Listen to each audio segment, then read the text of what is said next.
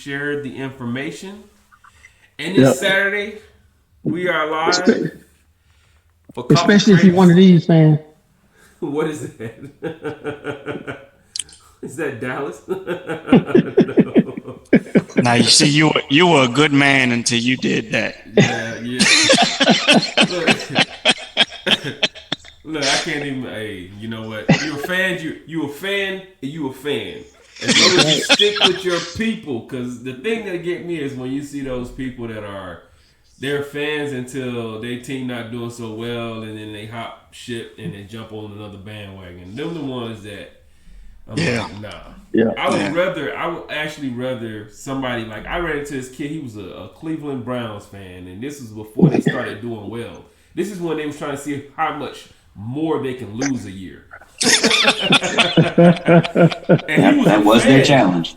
I said, "You a Cleveland Browns fan?" He's like, "Yeah. I'm a yes, sir. I love the Browns." I'm like, Yeah. Why? But why? It's amazing, and even more amazing is the fact that he wasn't from Ohio. He wasn't from anywhere around the area. He was just a Browns fan. I was like, okay, that's the real fan. Now that's a real fan. And he stuck with them. And then when they started winning, you know, then you see all these Browns fans pop out the woodworks, and it's like, really? But are you really? Are you really? So you're right. Yeah. Anyways, hey, welcome everybody. I see y'all jumping into the group and coming in. Thank y'all so much for coming out and joining us this Saturday morning, afternoon, evening, wherever you're watching from. And wherever you're watching from, drop that in the chat box. Let us know where you're watching from, who you are. And if you have any questions, concerns, or issues, drop those in there too. Today we're going to be talking about the leadership behavior that most important to employees, and it's coming out of the HBR, and it falls under emotional intelligence. Don't we all need some emotional intelligence? Yes. I mean, I don't know, fellas, but I'm sure that, you know, in every position of leadership and or just being in an organization, you need some form or fashion of emotional intelligence to deal with your peers, to deal with your superiors and or your subordinates, right? So emotional intelligence is important. The article is written by Christine Porath. And again, you can find that in the HBR. If you don't know what that is, drop that in the chat box. Because I'm not just going to give you free cookies all day. You're going to have to ask some questions and interact with us. Gentlemen, before we get started, man, how y'all doing today? It's Coffee, Crepes, Leadership, and Pancakes, as it says. Boom. What y'all have for breakfast this morning? Oh, man. I had a sausage, chicken, and cheese egg burrito that I made right here at home. Nice. You got that kind of time you can make all that in the morning. You get up early, ain't nobody bother you. And that's the retired life, man. It's the retired life. I don't have that kind of time. When I grow up. You grow up. And I can be a Toys R Us kid. That's right. That's right. Yeah. What you have, Joe? What y'all do? Here it is right here. You see it? My lovely clear mug. Okay. A little sweet Italian cream, frothed nicely. Yeah. And then I let a little apple crumb coffee go through that. That's it. Oh, no. Brenda made pancakes. I'm sorry. Oh, man. Yeah. She about to hem you up. She watching in the background. She gonna drop the name and be like, oh! I felt it through the force. It was a disturbance.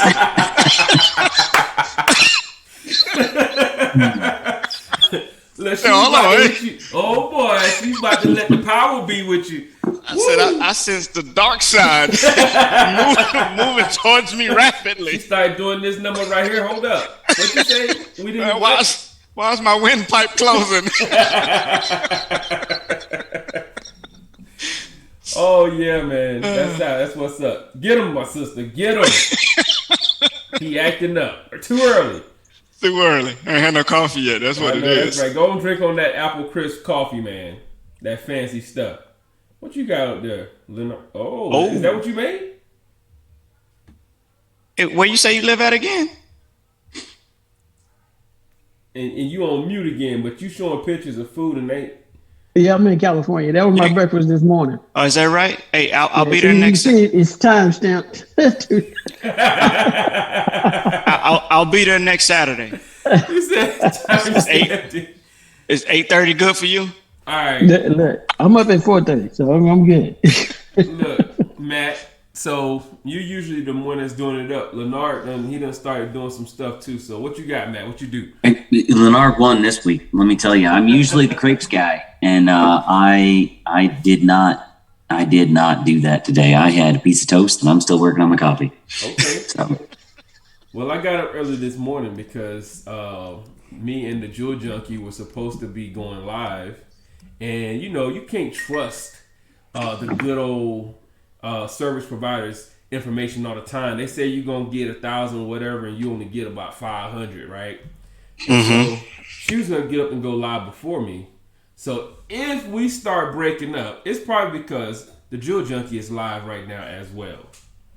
So I got up and I made some eggs, sausage, rice, and green beans.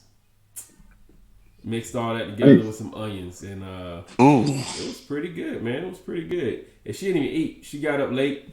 I'm throwing her under the bus. So shout out to the Jewel Junkie. She's live. My sponsor, where they add style to your smile, $5 at a time. Again, if you're just jumping in, the article today is the leadership behavior that's most important to employees by Christine Porath, and it's under the topic of emotional intelligence. And you find it in the Harvard Business Review. We're gonna jump into this thing, okay? So, for the last 20 years, I've studied the cost of incivility as well as the benefits of civility. Across the board, I found that civility pays. It enhances your influence and performance and is positively associated with being perceived as a leader. Being respectful doesn't just benefit you, though. It benefits everyone around you. In a study of nearly 20,000 employees around the world conducted with HBR, I found that when it comes to garnering commitment and engagement from employees, there's one thing that leaders need to demonstrate: respect. No other leadership behavior had a bigger effect on employees across the outcome we measured. Being treated with respect was more important to employees than recognition and appreciation, communicating and inspiring vision, providing useful feedback, or even opportunities for learning, growth, and development. Interesting. However, even when leaders know that showing respect is critical, many struggle to demonstrate it. If you're one of those leaders, consider the following steps. Pause. So, look, y'all know why I'll be reading these articles. I be thinking about how did I try to insert military into it. Did they out of that 20,000? Did they poll any of those service members? I was wondering as I was reading earlier. Yeah. Seeing as though respect is one of our values. It's right in there, isn't it? It's in there. Yeah. As a matter of fact, all services have respect somewhere in their creed or something. Yeah. So I was wondering. But we got a note right here. What you got on this, Mac? all of those things are very important, right? All of those things that they mentioned there, providing useful feedback, right? Appreciation, communicating, and inspiring vision, opportunities for learning, growth, and development. We do all of those things. You know, the military is very good at all of those things, whether we really want to or not. Those programs are there and they are enforced. The problem is the people enforcing them, if they provide those things and then leave off the respect, treating people with dignity and respect, people will leave. That's right. You know, you can give me all the free college in the world, but if you treat me like dirt, sorry, I'll pay for college, or I'll find another way to deal with it later. You know, if you give me an inspiring vision of something that I want to be a part of, but you don't make me want to work for you, sorry, I'll go somewhere else. Right. That's good. That's the what's that? The voice of the customer, as they would say in Lean Six Sigma. You're like, oh, I'm giving them everything. But if you're not giving them what they actually need to function, all that other stuff is just fluff. I like it. You got anything on this, Joe? Actually, yeah, man. Matt. I love listening to him first before getting to talk because it puts the idea in my head. And so we just wrapped up an inspection, and something that we were debating, the spirit versus the letter of the law when it comes to interpreting regulation, right? And so the question came up as what makes a program effective, right? And so what we were discussing were commanders' policies, their open door policy or the training policies, whatever policy it may be of, hey, I have everything that the regulation told me that I'm supposed to have. I got all the documents printed out, signed. Here you go. But is that a program? Is it just a piece of paper with the commander's signature on it? Or does it include you actually following through? And the most important part, what is the benefit to the people that the program was designed for? Yes.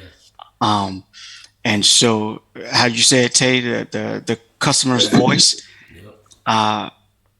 If you want to be effective at anything, especially trying to demonstrate that you respect the people that you're serving, then you have to be able to build something that's worthy of them. My first platoon sergeant told me right before I got promoted to sergeant, he said, your task from here on out will be worthy of your NCOER.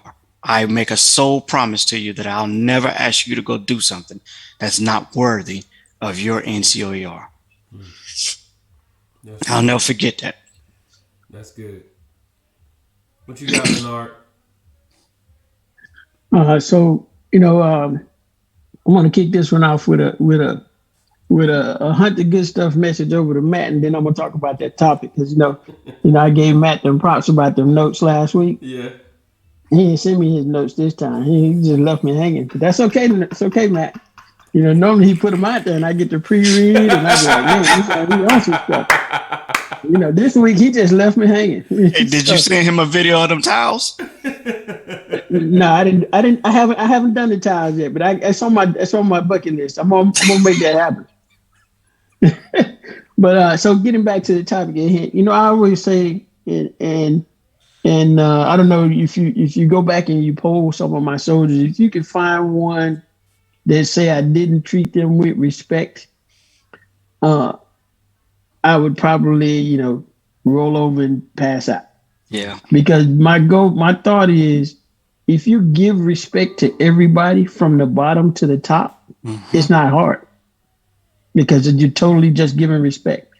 And I always said that as long as you give respect, 9 times out of 10, you're going to get it back. Now I had those soldiers that, one of them almost stood up on my desk and wanted to fight me, but I still treated him with respect. I didn't get irate. I just called some help into the office to get someone out of here. But hey, come get him before I kill him. That's right. But I treated him with respect, and then after that, I even talked to him. He got chaptered out of the army, but I talked to him about it. What had happened, and then he said, I didn't do it. The circumstances were because of your actions, not my actions. Yeah. I just processed the paperwork. That's right. Yeah. So don't blame me. Don't say first sergeant kicked you out. I didn't kick you out because one, I didn't make that decision. The commander did, or UCMJ actions did, but all I did was process the paperwork. So side effects. Your anger with me, I'm not gonna let you make me upset. But I did call my ops because the ops was right outside the office, and you better come get this. Hey. But hey, so respect is easy if you give it to everybody. And I try to always respect everybody, whether I like them, don't like them, doesn't matter. Treat them with respect, because if you don't like them, 9 times out of 10, probably they don't like you. And if you're respecting each other, guess what? You'll still get along and make the mission happen. The other thing that, just in that note that you brought up just now is, what they should do? They should start tracking, or have the commanders track how often people use those open door policies. When was the last time you had a soldier come in here and utilize the open door policy? And then they should keep notes to themselves or whatever on what they talked about during that. They should have a counseling form or something as to what they talked about during that open door policy. And that should be a check. Because if it don't get checked, it ain't going to get used. That's correct. That is correct. So if you want to make that effective, I used to tell soldiers all the time. I think Gifford, you probably heard me say it a few times. Hey, open door policy. Go see the commander. Yeah. It doesn't bother me. It doesn't hurt me that you're going to see the commander. It's not hurting my pride that you're going to see the commander. You want to see the commander? I set you up an appointment, date and time. Get them here. Get the soldiers here on this day. Go see with the commander at this time. But open door policy, that was a big one for me. I used to say, you want to go see IG? I set you up a time. Give you the phone number. Call them up. That's right. They ain't gonna do nothing but make us better. Yeah. So, and that was my philosophy. So I say with respect, it's simple. Just give it to everybody, and you won't have a problem with it. And they shouldn't have a problem with it either. Usually, you get what you give. Yeah. That's correct. Yes. So that's my 2 cents on respect. Okay. And look, I just add to that really quickly because you guys hit that one right on the head. I would say give it to everyone, genuinely, right? Because you can't fake caring. Yeah, that's right. Right? You can't fake it. It's one of those things where they say you fake it till you make it. No, you can't be in this job if you don't care. Our creed basically says that you have to care. If you don't read that and you don't understand that, then there's a problem, right? If you're an NCO, and it really got me. Well, and I said I was going to go deep in on this one. What really got me is when I see leaders, NCOs specific, that are the furthest from representative of the Corps, right? They're not representative. And I always stop and I ask them, I was like, hey, NCO Creed, go. If you don't remember anything else, you remember the first part, which is no one is more professional than I. Right? And I say, stop. Start back over. And they say it, no one is more professional than I. Stop. Say it one more time for me. That's it. No one is more professional than I. Now I need you to think about everything that happened up to this point and why I'm asking you to say that part of the creed. Because they opened up with that for a reason. That's right. Right? If you're professional, everything else should fall in place. Because as a professional, I realize I don't know everything. I can humble myself and ask my subordinates. I can go to my people to the left and to the right of me. Say, hey, look, battle. Hey, sir, ma'am. I don't know. I don't understand this. Can you help me out? You're a subject matter expert. Make me smarter. As a professional, right? Smart people surround themselves with smarter people. And why do you say that? Not because they're more intelligent than you. It's because they are smarter in a specific subject matter that you don't have knowledge on yet. And so in this article where I got it, where the reason I'm saying this was I see the problem is when they say that you don't have respect. The thing is, when you get that information from that, junior person, and you're like, I'm the senior, you don't tell me, you know what I mean? Instead of humbling themselves, saying, you know what? That's a great idea. You know what? Let's try that. Let's talk to the group. Let's put this, let's create a group, a working group, and let's come up with some more ideas to go with what you're saying, and let's see if we can make this thing better. Because we're always trying to make the organization better. Sometimes that spent $20. Sometimes that means leave it like it is, right? If it's a well-oiled machine, don't go changing the bolts on that thing. Let that thing run. You just maintain it, right? You shine it up a little bit. You gas it. You do the regular maintenance on it. You ain't got to go and change parts until it's time to change parts. And that's my 2 cents on that. All right. So ask for focused feedback on your best behaviors. This is some of the ways that you can actually, if you're having hard times with respect. Oh, okay. There you go. This technique, originated by researcher Laura Roberts and colleagues, will help you see your most respectful self. Collect feedback via email from about 10 people. Sounds like a 360, doesn't it? Yeah. Mm-hmm. 10 people, coworkers, friends, family. Ask each for positive examples of your best behavior. When and how have they seen you treat people well? After compiling the feedback, try to organize the data by summarizing and categorizing it into themes.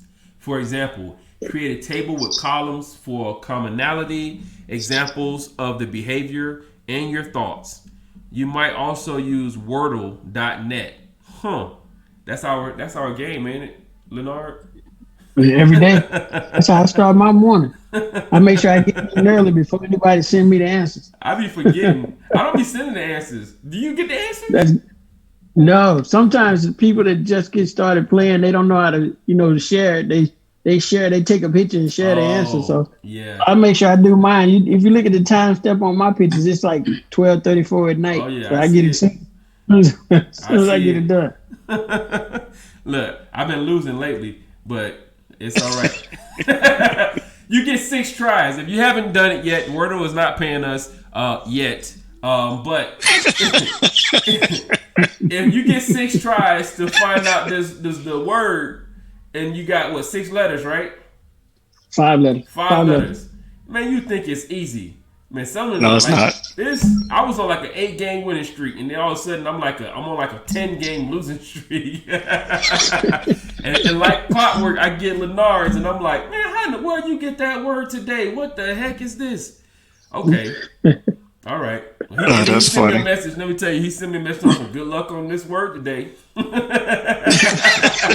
I already knew it was going to be a hard one. I was like, here we go. Here we go. All right. So anyways, Wordle.net to identify themes. You'll also get a colorful picture that can serve as a reminder of you at your best, most civil self. Then look for patterns. When, where, how, with whom are you at your best? That's a good one. Use your insights to reinforce what you're doing well. Be mindful of additional opportunities to be your best civil self. Leverage your interpersonal strengths. I'm gonna drop a pen right there because let's just do it, man. Let's talk about it. 360 reviews. We do them for a reason, right? You have your your character strengths that we get, right? We do that every year. What is it? The GAT? Is that what they call it? Yep. I'm speaking to my military people, but for those who are not familiar with what I'm talking about, what is the GAT again? The Global Assessment Tool? Correct. Global Assessment Tool. And what it does is you take the test similar to what they're talking about, and basically it tells you kind of like your personality stuff. Now, the importance of it, the reason why you should do it at least every year or every other year, right, is because you're not yourself from last year. Correct. I'm gonna say it again. You're not yourself from last year. You're not even yourself from last half year. Because you went through some stuff. You got drugged a couple times, and you learned some stuff, right? Mm-hmm. So now your toolbox is should be a little bit bigger. You're a little bit wiser. And so you're gonna attack certain things a little bit different. So the same question that they ask you, if you're in this situation, what would you do? A, B, C, D. And last time you said A, now you're gonna say D, right? And I'm not saying don't go and just put in D because I'm saying it. I'm saying that you're not gonna answer all questions the same. Some of those are your natural. That's who you are. It's just who you are. That's who you're gonna be. You're always gonna be that way. It's how you were built. It's how the creator, God, I want to say universe, but whatever you believe in, if you believe you came out from the sludge, that's how you was created. I guess that's how you evolved. But I'm saying that's how God created me. It's a certain way that I was built, and that's not going to change. It's just going to, I might get older and do it slower or faster. And so you use these tools and you find out certain things about yourself, but the importance is sharing it so that your team also knows, that's why. It makes sense. Mm-hmm. He or she's, they're an introvert. They have to read, and people always think I'm an introvert, blah, blah, blah. You don't understand. Introvert, extrovert is how you recharge. You're right? It's how you recharge. So you could be an introvert that likes to play sports, that like to go to the movies, right? You could be an extrovert that like to read books. by yourself. But when you're doing that, you're actually losing a charge. If you're an extrovert and you're sitting by yourself for a while doing something that you enjoy, you'll find yourself kind of tired, worn down. You're like, so now you got to go and find somebody. That is the jewel junkie, my wife, who she recharges I can hear her. As she goes, when she get to recharging, her volume goes up. And she gets excited and she don't even realize it. And I'll be like, you be telling me I'm yelling? I'm from the South. We just talk loud. That's it. Her volume literally does the thing. Remember when The Price is Right? The little dude on the mountain? Remember? That's how her voice does. And her voice just keep climbing. And I'm like upstairs in rooms away. And I can really hear the conversation because she's getting excited. And I can see that she's being recharged. Me? Mine is going the opposite direction. I'll be like, oh, I need a solo time. Oh no, let me get in my little corner. And she'll be like, get out that corner, get in here. So anyways, what you guys got on this, man? So my point was utilize your tools. This is a great point. Utilize your tools. Get feedback. You don't have to think that the feedback is like definitive. It's not like 100% you, but you could take that feedback and you could self-assess, like they said. Write notes on it. All right, what you got? We're gonna start with Leonard in the bottom.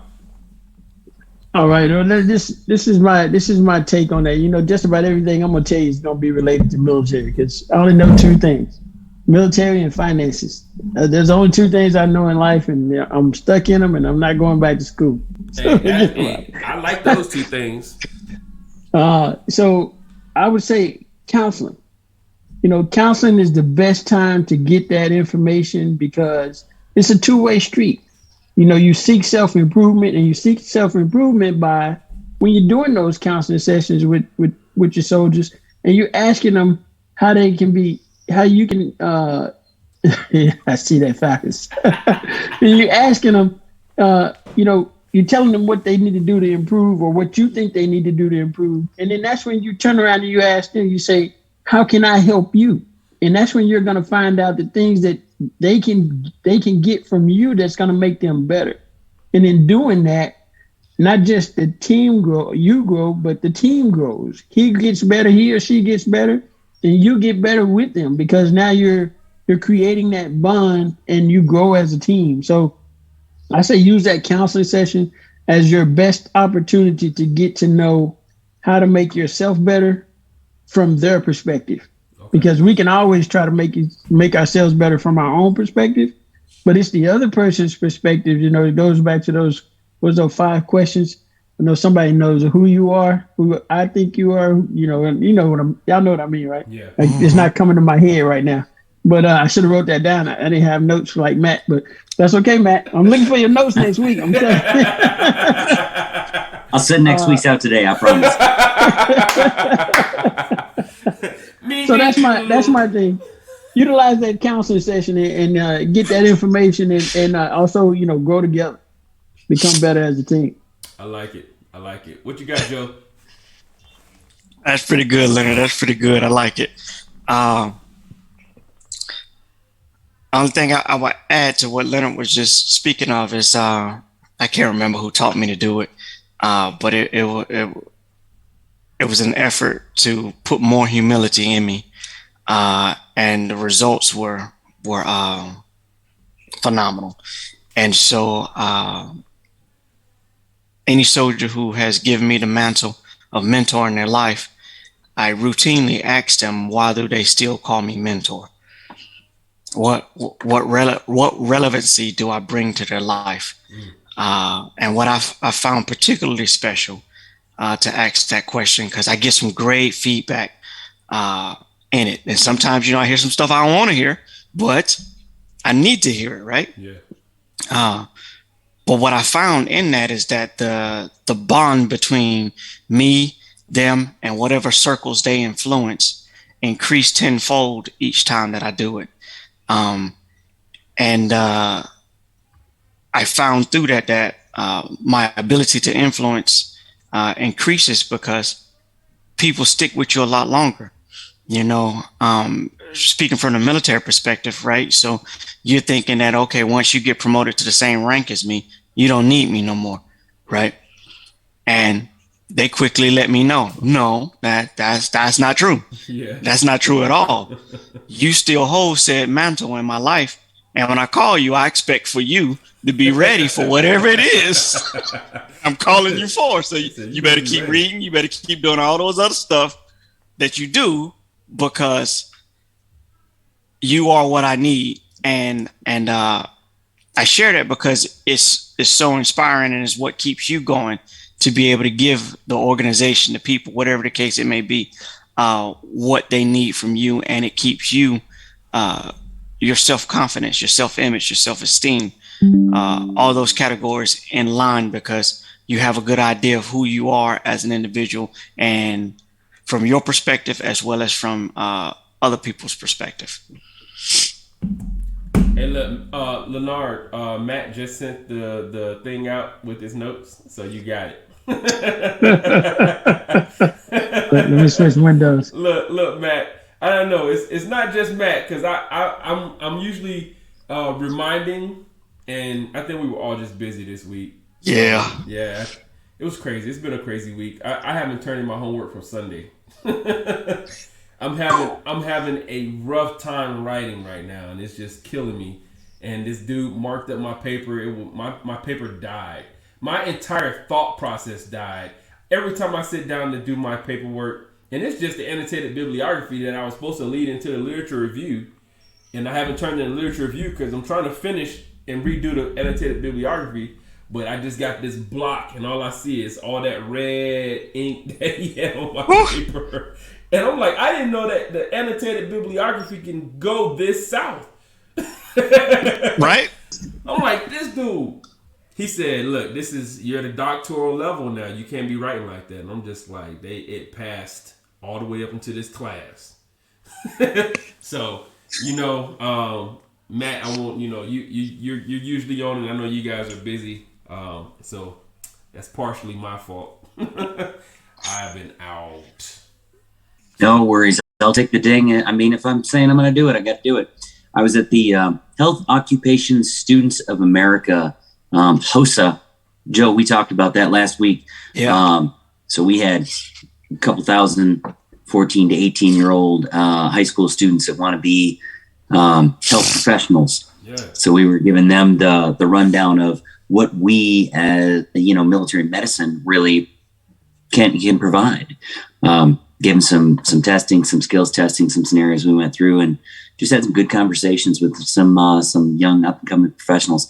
It was an emotionally taxing week.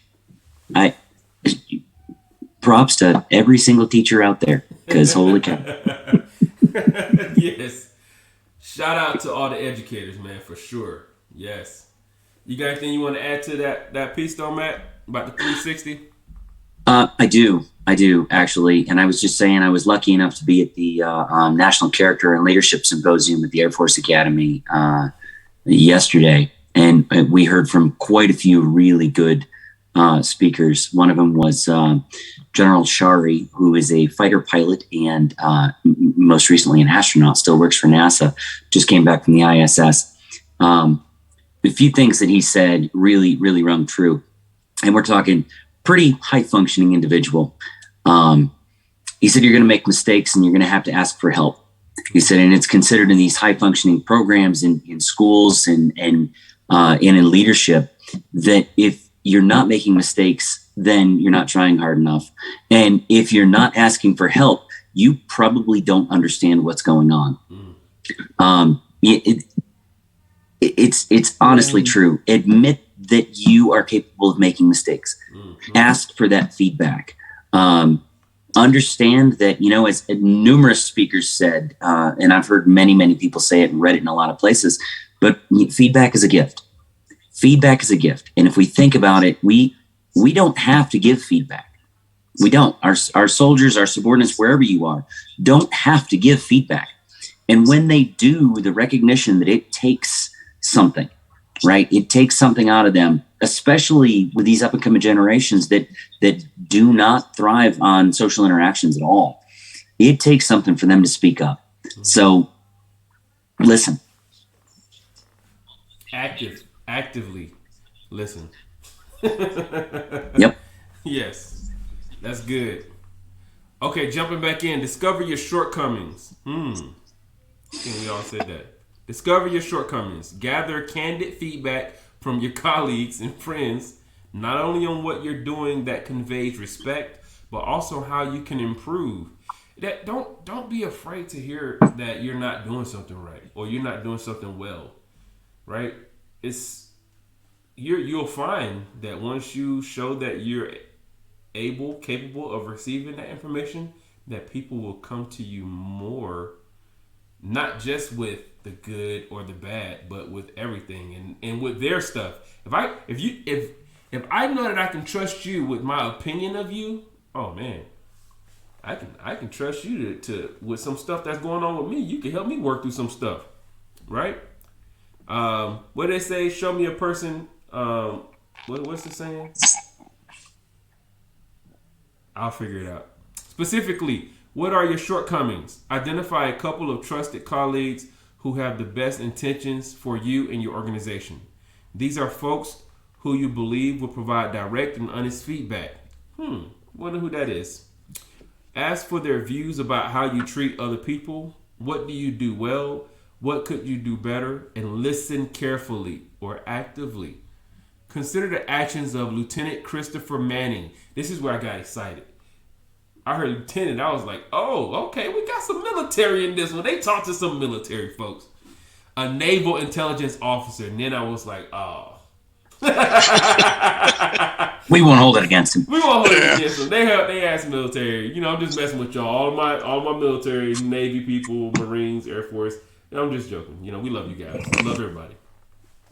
Officer jokes. At the Pentagon who has systematized ways to get continuous feedback from his direct reports. He expanded the scope of anonymous feedback surveys to include not only how he could improve the organization and himself as a leader, but also his team members' personal happiness.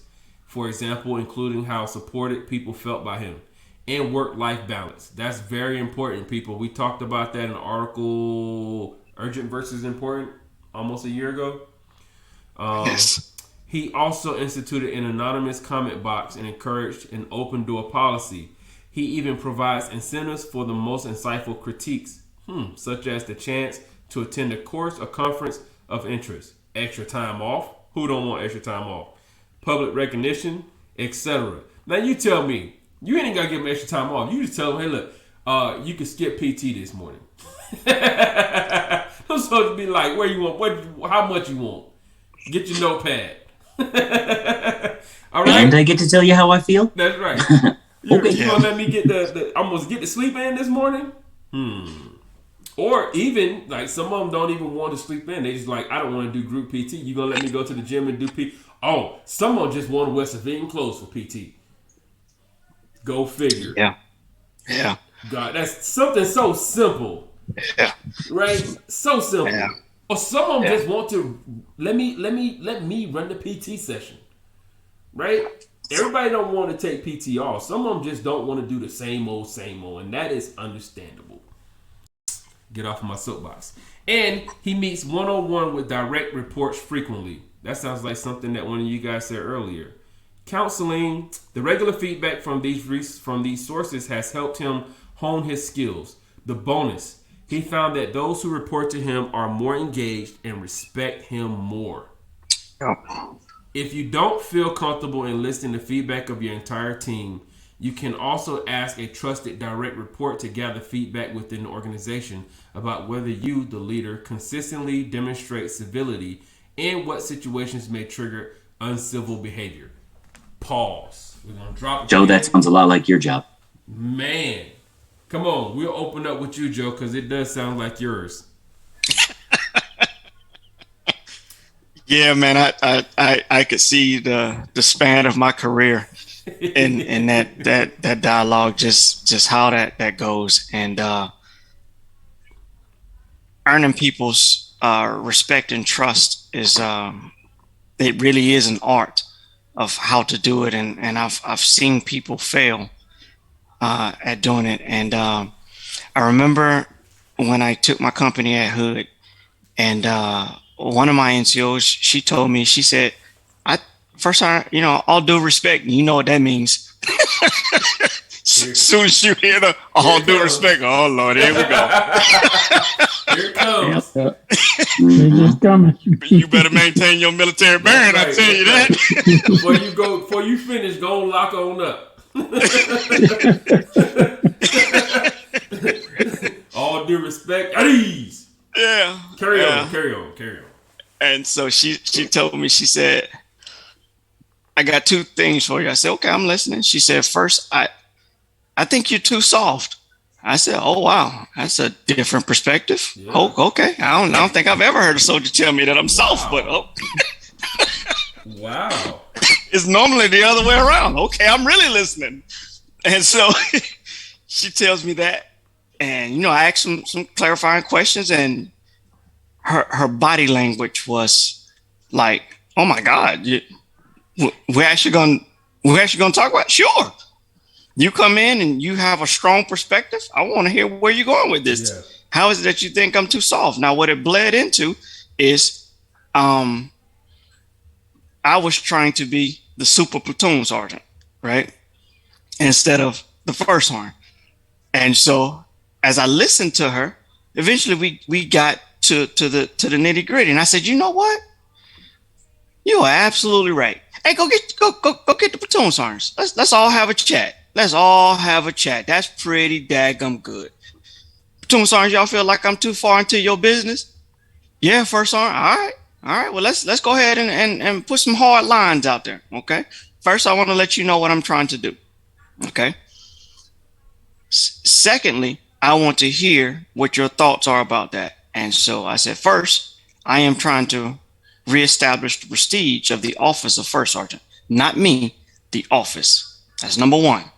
Number two, I'm talking with your soldiers because they're my soldiers too. Okay, and that's number one. And then the part B of that is that it is how I assess your ability to lead by interacting with them. Oh, I said, so now, do you still have the same perspective that I'm all up in your Kool-Aid? Or is it altered? Well, I think you might be a little bit too much of my Kool-Aid. Okay, all right. Give me some examples. They gave me some good examples. And I said, okay, I will improve on this. And what I need from you, each of you, is to show me that you know what you're doing, because it's my job ultimately to protect all of y'all. And I don't want you getting in trouble because you said something stupid to one of these soldiers. That's right. They're hurt, they're angry, and they will take vengeance out on the first inexperienced person they see. And after that session, we all grew from that, right? And each of them still call me today. As a matter of fact, one of them, I ain't much older than him, kind of made me feel real old. He called me a couple weeks ago. He told me, you're like a father to me, like a father to you. Same age, fool. Big brother or something. Hey, man, you grown with 3 kids. But no, that's good. It's good. It's a military father you respect, dude. Yeah, I got it. I like that. That's good perspective. Because I was like, man, I don't feel. I still look pretty good. It's not all gray. It's not all gray. You can hide the gray. You just shave it off. Yeah, well, that's true. Now, but I got a little head, man.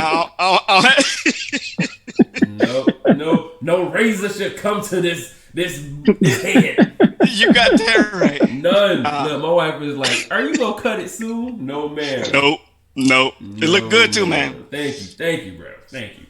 But yeah, the lesson learned from that is the importance of open dialogue and how deep it goes. He would have never felt comfortable. Grown man, he's in his 30s.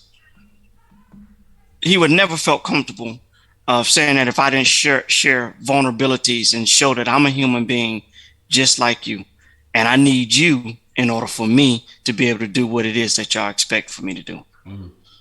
That's good. We're gonna so I'm not gonna. Go ahead, I'm not Lenore. gonna hold it just real quick. I'm not gonna hold it against you for making me feel old because my kids in their 30s too.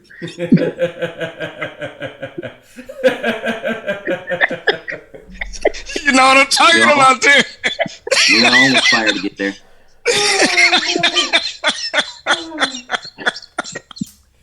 Yes. You know what I'm talking about. And look, what they say is you age like fine wine. Look, Lenore, Yeah. I couldn't tell. Yeah. I'm trying to look young like Matt.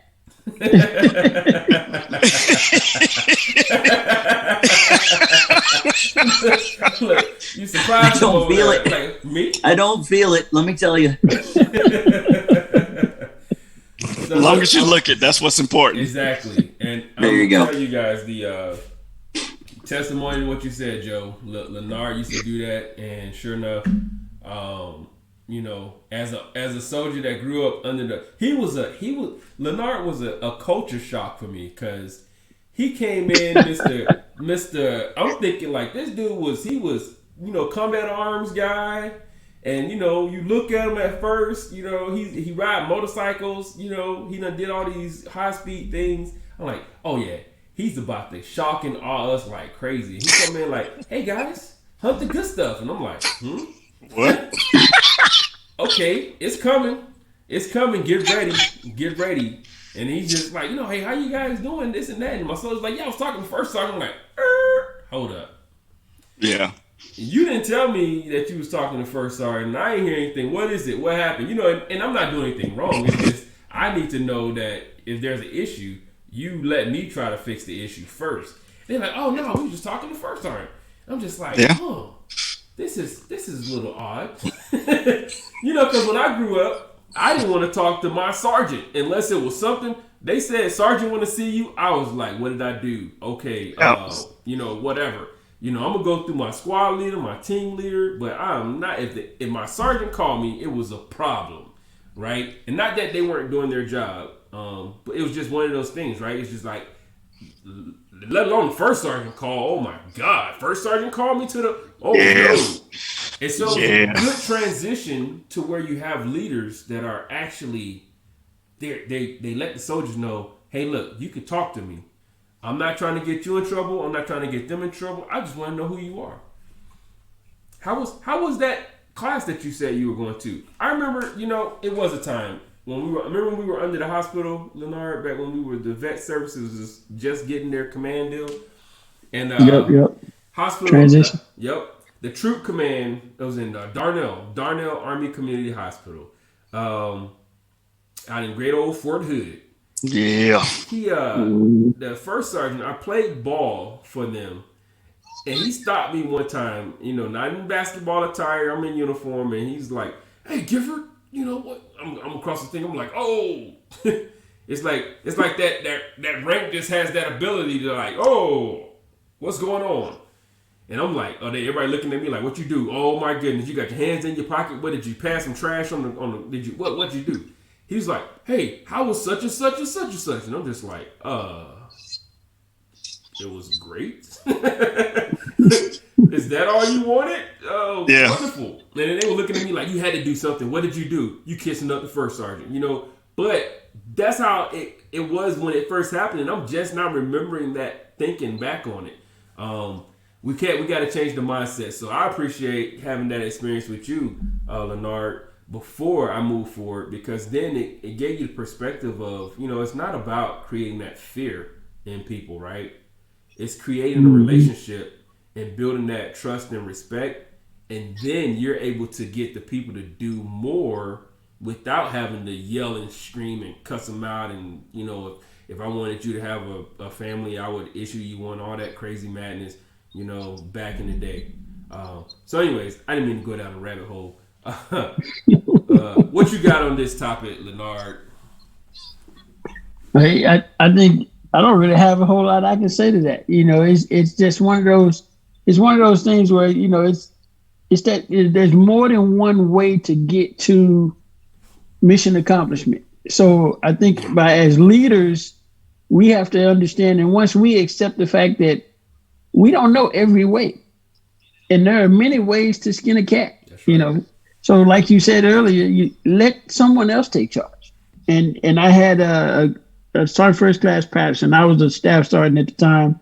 I used to believe in get in there, get it done with the soldiers. You know, get out there, do police call with the soldiers. And I was always out there. And we were training soldiers to get ready to go down to combat. I was in Graftonville, and I'm out there with the soldiers. And he say, "Hey, staff sergeant, come here.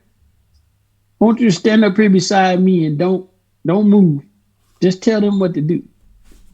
And it was hard for me to, step back and not get into the action with them because I was so used to being actively involved. But he showed me that, you got to step back and let them do it on their own and don't get involved in it and be the leader. You're a good leader, but now be the leader and let them do it and know that they're doing it not because you're doing it, not because you outrank them, but because you're showing them the way and you're allowing them to accomplish the mission without you. And so that was a good one for me. So I think as leaders, we had, like you said, Matt, you just got to step back and know that there's other ways to get things done. Don't set your standards so high that your way is the only way. That's right. Yeah. That was your alley-oop, Matt. You got to dunk it. I like it. Good. Yeah. The box, the suggestion box is not a joke, right? I mean, ICE comments, we use those all over the place in the Army, and command teams or NCOICs, OICs of the area are required to read those, and they go up when they get put in digitally. They're required reading for everybody on that chain. You have to know what people are saying. 64th, I'll keep it in the vet community. Over in Germany, when I took over, nobody wanted to talk. Nobody wanted to talk to me. I was new. I was a medic. I was different from the Romeos, a little bit closer to the Tangos, but definitely different. Yeah. So they didn't really get me right off the bat. And within the first week, I went home and got into my garage there and built a wooden suggestion box with the top and a lock on it that the commander and myself had the key to. And at the end of every week, we'd open it up and we'd just go through. That was our Friday afternoon and sometimes into evening and just find out what they were saying, and it took a while to get them to understand. One, I need legitimate comments, but two, when they are legitimate comments, we take them to heart. We listen. Right. And they still used it, right? I mean, it was still, if they wanted to say something anonymously, they would definitely still use it. And we definitely keep checking it. But after about a month, it became sort of, less of a thing, less of a need, because as we addressed those issues anonymously, either, with people that we thought might be the ones that needed to hear the answer, or with the whole group, they got it. Hey, they heard me. My voice has been heard. I didn't get called out like I'm the idiot who just has this crazy idea. Right. They sat down, read my comment, thought about it, came up with a response, and then let us know. Whether we changed something or not was entirely based on the decision the commander and I made. But I've said this since I was an E5 sergeant, buck sergeant. I will always listen to what my soldiers have to say. Right. I may not do what the soldiers want to do at the end of the day, because as a leader, that's my choice. But I will always listen to what you have to say, assuming we're not under direct or indirect fire and we have time. Right. That's right. Yeah. Situation dictates. Yeah. But those situations where you don't listen are very few and far between. That's right. That's right. Actively listening, people. I stress the active part, because you can sit down and hear words and not really get what someone is saying. All right, so you're going to work with the coach. Coaches can uncover potential weaknesses through surveying and interviewing those with whom you work, and may shadow you at meetings and events to pick up on subtleties, including nonverbal behavior. Nonverbals. This is part of that active listening. Not saying that that's what they're talking about, but if you're doing some nonverbal stuff, you got to watch it. A skilled coach may unearth some of the underlying assumptions, experiences, and personal qualities that make one prone to uncivil behavior. I'm gonna drop a pin real quick. So one of the things that I'm guilty of, but you guys know y'all all been in leadership positions, and like I would be working and open door policy, and y'all know I would be at my stand up desk, and soldier would come in, they'd be like, "Hey Todd, you got a question? You got a moment real quick?" And I'm like, I'm literally on the desk, and I'm like, I might be doing like commanding staff slides, and we just watched somebody get murdered, death, killed in the last command staff.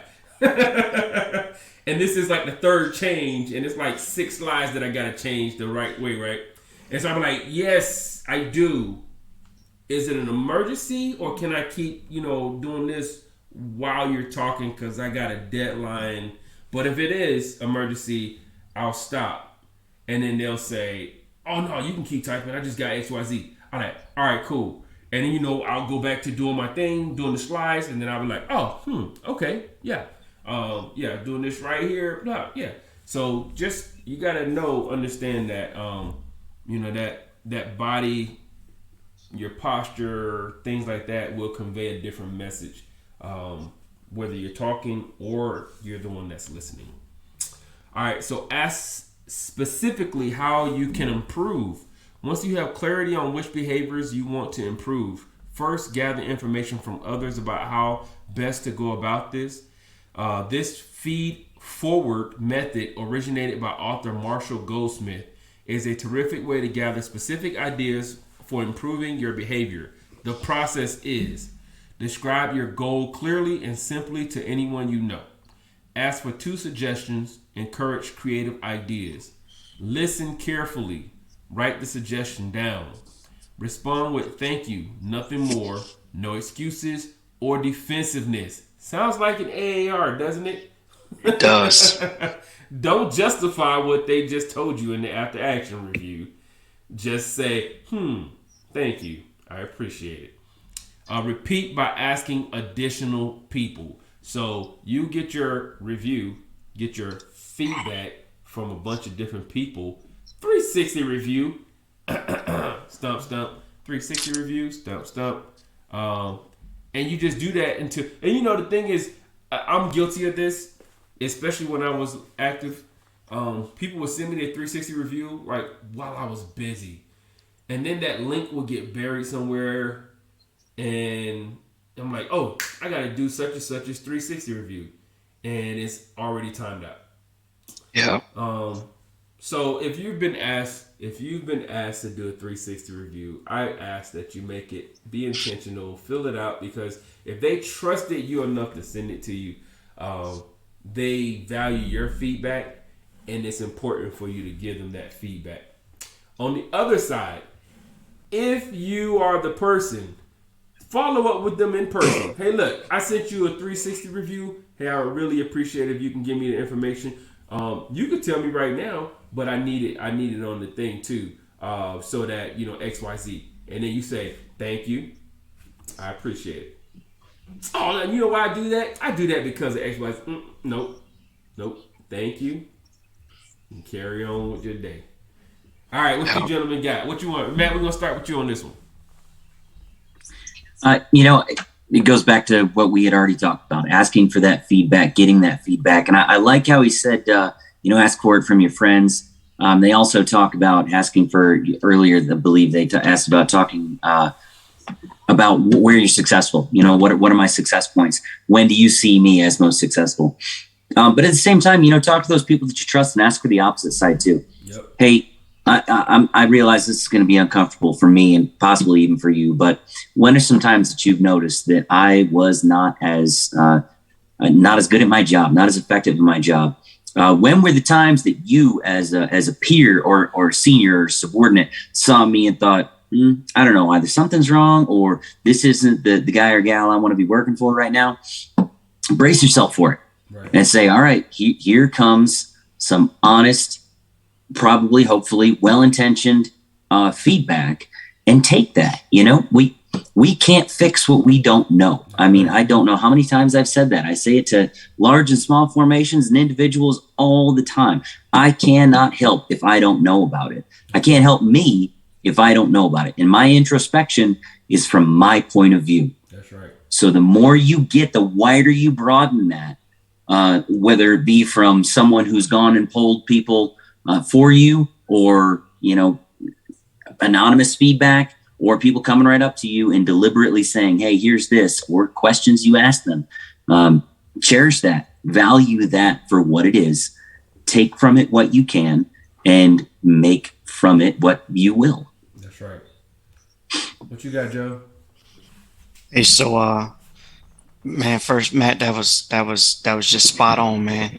And the only thing I would say, I will add to that, I should say, is you've reached that level, a level of success with people when sometimes you have to ask for it, but most of the time, they trust you enough that they will make time to come and let you know. Mm-hmm. You're having a bad day, you're having an off week, whatever the case may be, and you think you're hiding it pretty good, but the people know you well enough to know something's not right, and then they come in and come check on you. Mm-hmm.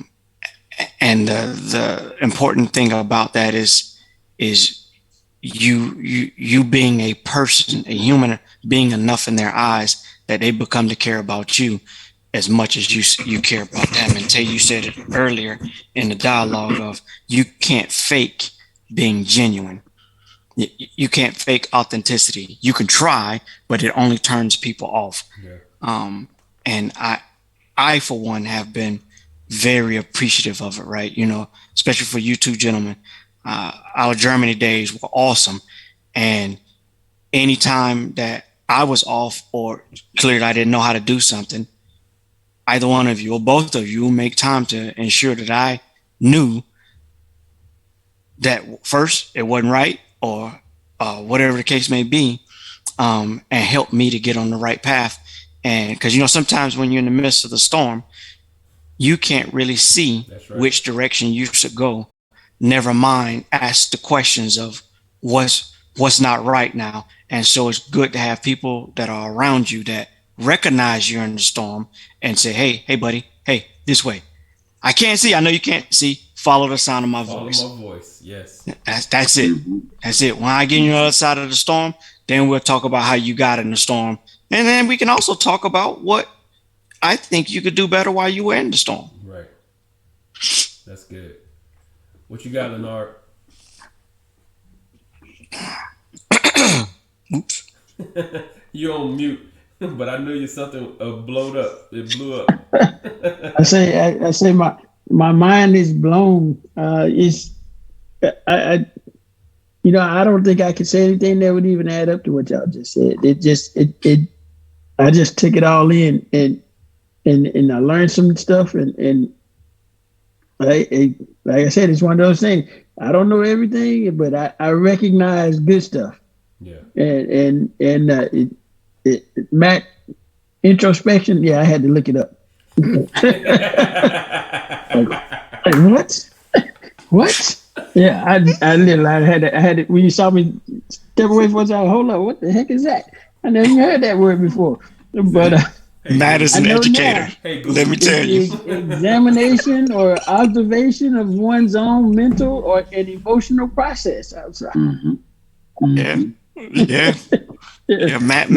Matt keeps us right. Let me tell you now. That's why I like reading his notes. It's like, I will examine. If I see something I don't know, I'm gonna go try to figure it out. Right. Before somebody else asks me about it. If I can. If they ask me about it too soon, I'm like, yeah, I got to go look that one up, man. You blew my mind with that one. So, hey, good stuff. Hey, it's good stuff. I don't have anything to add to that. I'm just gonna be honest with you. I was blown away. Yeah, that's good. That's good. Hey, but I will say that that word you use has a lot of meaning. Quiet examination can be extremely valuable, or quiet observation can be extremely valuable. Yeah, I'm gonna have to use that one. I'm gonna have to incorporate that into my vocabulary. Yeah, it won't fit in the Wordle, but introspection. Yeah. All right, we're gonna move forward. Enlist your team in keeping you accountable. Ooh, Your team may be like your actual team, or it could be some of those trusted people that you know are in your circle. Choose one change that could improve your behavior and then experiment. Asking your team to help you by letting you know when they see improvement. For example, after a meeting, ask your team if they saw an improvement in the behavior that you're working on. What was the impact? Here's an example of a woman I know of. Let's call her Karen. Why did they call her Karen? Wow. That's an interesting choice. Automatically just had a thought on what we were going to be talking about. What was her problem? All right, anyways. Who enlisted her team to help her change a specific behavior? Karen's team had grown increasingly frustrated by her inability to listen and empower them. While she was highly intelligent, she was constantly interrupting people in meetings. Oh, I know this person. And taking over initial ideas before they could even be presented. Karen worked with a coach to develop a technique to avoid this pattern. In this case, the technique was tapping her toe instead of interrupting someone. Other coaches have developed similar techniques such as counting to 10. She informed her team that she was working on the behavior, and after a couple of days of meetings, she checked in with them on her progress. This helped establish a norm and more of an open dialogue, a spirit that the team could count on each other to support one another's development. I like that. Matt, you got a note. What we got? The note here, leaders aren't perfect, right? A lot of us think that we have to present ourselves as perfect in order to be listened to. And, you know, again, I'll go back to something that Brigadier General Shari said. Your team doesn't expect perfection. They expect and crave humanity and connection. Yes. Your team doesn't expect perfection. Your team doesn't expect perfection. This from a Brigadier General, a fighter pilot, an astronaut, a pilot of the new SpaceX Dragon systems. Your team doesn't expect perfection from him. They expect humanity and connection. And we owe that to them. We do. Involve your team in your personal growth. Admitting, hey, I've identified a problem. You've identified a problem. I've admitted that this is a problem and I'm working on it. Involve them in that personal growth and you can succeed.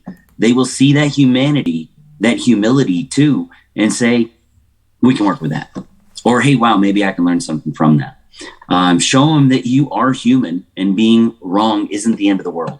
We talked about safe spaces to fail, right? Show them, guess what? You're not the only ones that can fail. Mm-hmm. I can too, in these little ways that are acceptable and I can grow from. Mm-hmm. We can all fail. That humility goes a long, long way. That's right. They see that you're not just talking theory, that it's actually is applicable. I'm human just like you're human. As long as we fail forward, right? What you got, Leonard? I think it's a repeat of what we've been saying all day. You know, you got to be humble. Know that you're in the way is not the only way. Failure can make you better. I tell you, failure made me better. I think I gave the example in a brief before. You already know. If you fail, then you kind of learn what the soldier feels like when they fail. Mm-hmm. And it gives you the ability to deal with that situation better. That's good. You know, if you've experienced it, now you can apply what your experience to try to assist them. Not everybody's going to do it the same way, and not everybody's going to be impacted the same way. Mm-hmm. You know, my wife says I have no empathy. It's not that I don't have empathy. It's just that I can't save the world. It's my theory. You know, she says so and so died. I said, well, I haven't talked to him in the last 6 months, so I'm not gonna worry about that. And she said, people say that, well, that's kind of crazy. You know, you should care more. Well, if I cared about everybody dying, I'd be miserable every day. I'd be sitting there reading the obituaries and just sad every day. You know, so it's. Point is, if I haven't talked to you in the last 6 months, I'm not coming to your funeral.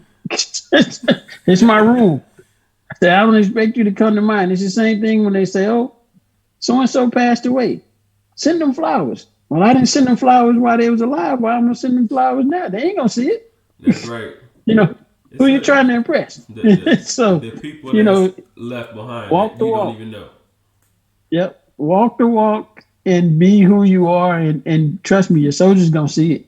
Or your people that you work with, your team players, those people that are around you in your environment are gonna see who you are, and they're gonna recognize when you're not who you believe you are. That's right. You know, it's just one of those things. So, hey, I'm there. All right, that's good. What you got, Joe? I'll start off like this. You can only recreate yourself as a leader. Uh, and so it's important to know your strengths and your weaknesses because that's what you're going to create as you lead.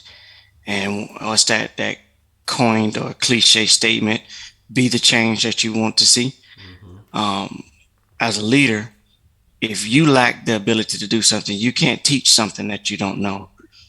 And so if you want your organization to demonstrate more humility or togetherness, connectiveness, then you have to have that within you. Because if it's not in you, then you're only going to lead them to a path opposite of that.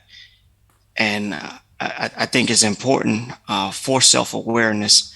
I'm so glad that it has stayed in Army doctrine in my time and has always been in there, how important it is to be self-aware because people ask for positions of increased responsibility and authority lots of times because they want the glitz and the glam that come along with it, right? I want the job because it's prestigious. Oh, okay. All right. That's great. But what type of damage are you going to do for generations that come after you because of your selfishness, not selflessness? That's right. And I mean, you see it all the time. People say they want to be a first sergeant, and they project something and make it through the interview, whatever the case may be, and then they get the organization, and people are like, "How in the world? Why did that unit fall apart?" Well, Yeah. that position, that individual is supposed to be the lifeblood of that organization. And so everything that they are, that unit will become. That's right. Right? It's no knock against a commander. Commanders have a great role. Man, it's awesome responsibility, right? But the individual that I think that has the greatest influence of success or failure of that organization is a first sergeant or sergeant major, right? Because if they suck, then your enlisted soldiers are gonna suck, and that's the unit. That's the unit. You know, that's the largest population of any unit. Yep. And so there's a reason why some soldiers say, you know what, look at these two old guys down here, you know, both retired, but Tay, you still look at him, still remember what he did for you in your life all those years ago because of what he embodied and what he was willing to change because he wanted to see it in you. And that's the power of being connected to people. That's good. What you got, Matt? Nothing I can add to that, honestly. I mean, it's all about being there for your people, being honest with yourself. Okay. Yeah. All right, we're rounding it out, fellas. We're going to make time for reflection. It's the last piece of this. Oh, I like this one. Keep a journal to provide insight into when, where, why you are your best. I'm going to say that again. Keep a journal to provide insight into when, where, and why you are your best and when you are uncivil. So you can be more intentional about identifying when you're on game or off game. Identify situations that cause you to lose your temper. This is me.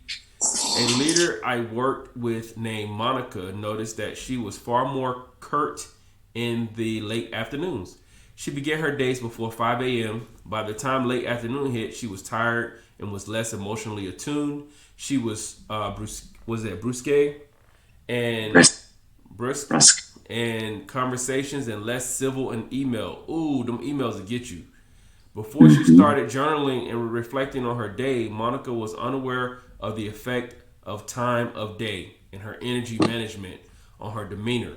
Now she is much more mindful of her behavior. For challenging situations such as conflict, people that trigger her, and communications that requires tact, she waits until the following morning to respond. Boom! That's what I'm talking about. You know what I do? I used to type out my message, and then I'll retype that thing like 20 times, and I just won't send it. And then I come back and I'll read it again a couple more times, or if I stepped away and I said, okay, no, I got to retype this again because this is going to sound too much like, it's got to be professional. No one is more professional than I. And I feel like there's something coming off of this that I should not send it.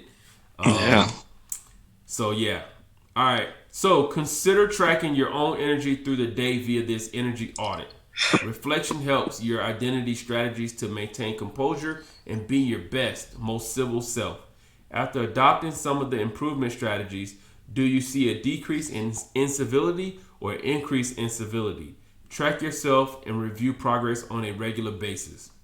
It says, for example, weekly or monthly, as needed. If you need it more daily, then do it daily. The path towards building greater self-awareness and treating people more respectfully at work doesn't have to be walked alone.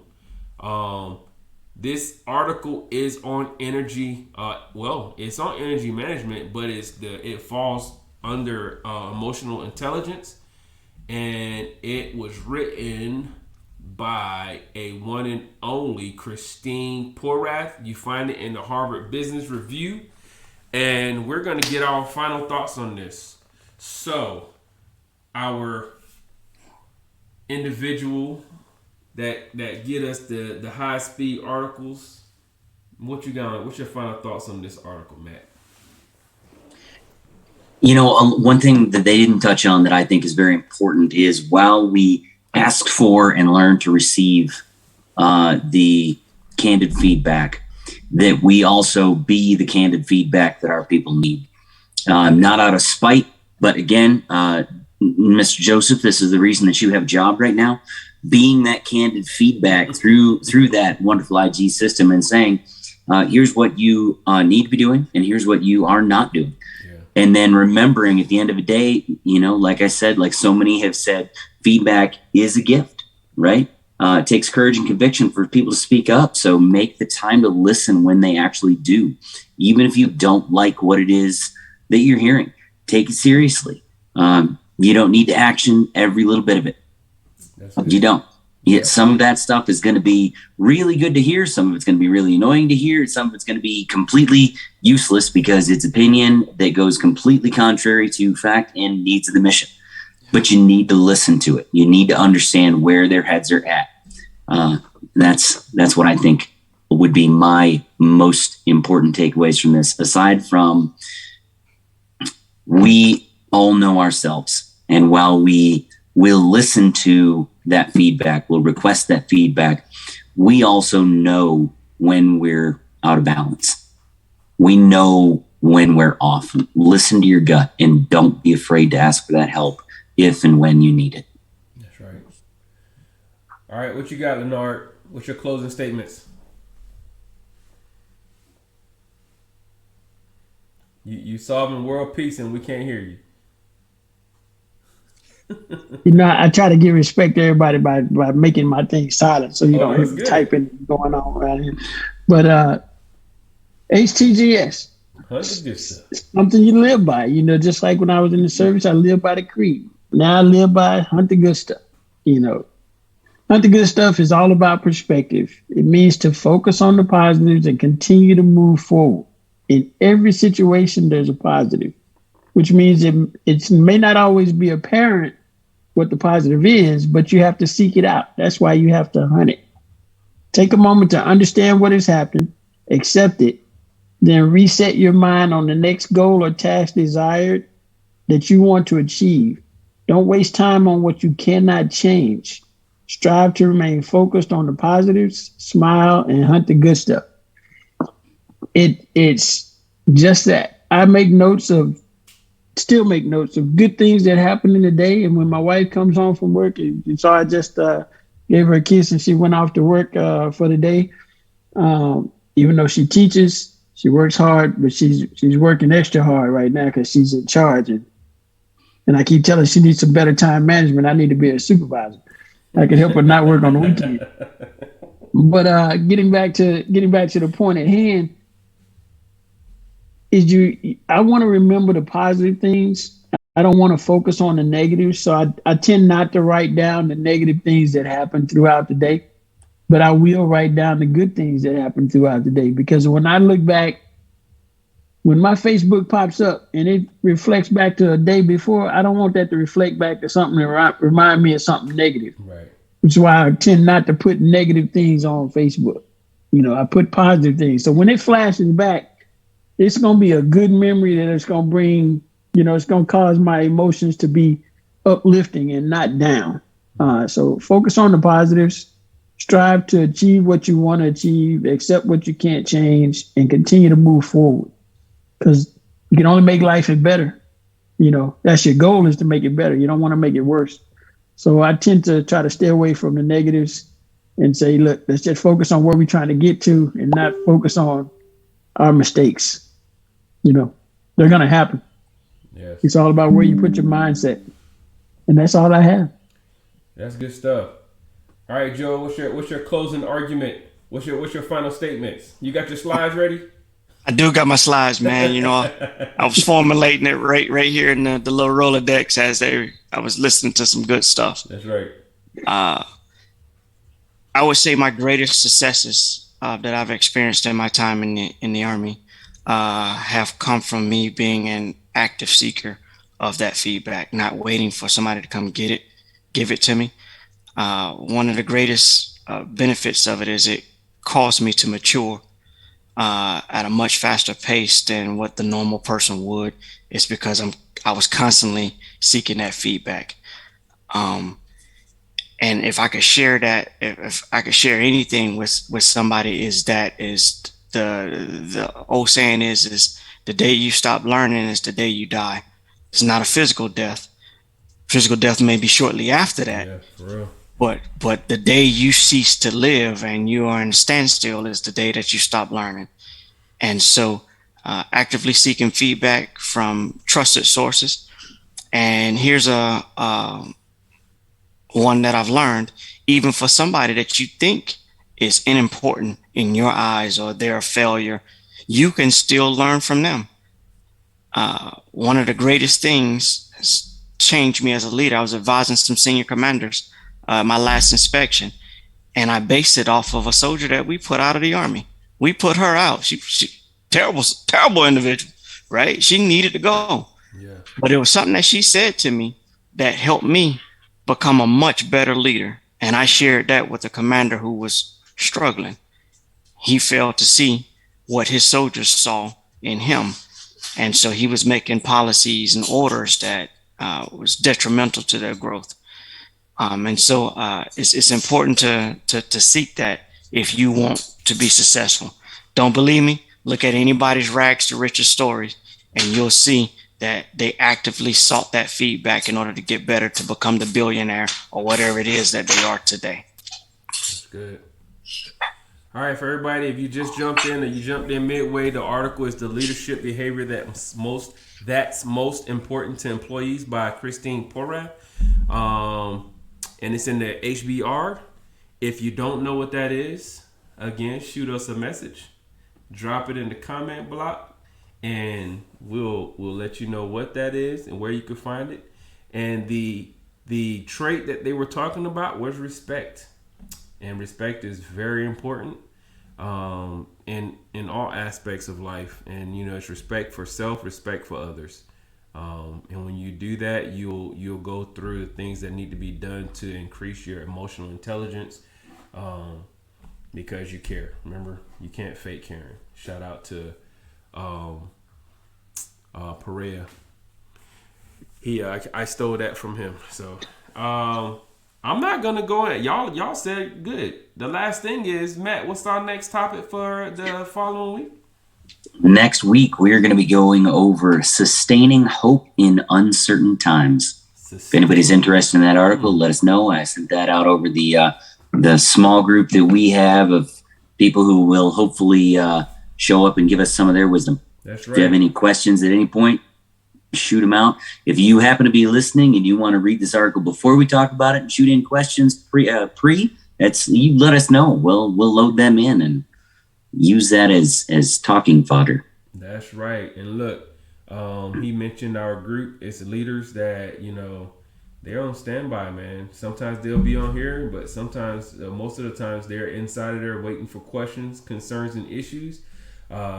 Between the four of us, we got a lot of years of experience, but in that group, we have many, many years of experience, and we're talking about all branches of service, retired, inside. Yeah, we got people from all industries, and they've been in different places, and yes. So if we can't answer it, we could definitely get you an answer. So shoot us the questions.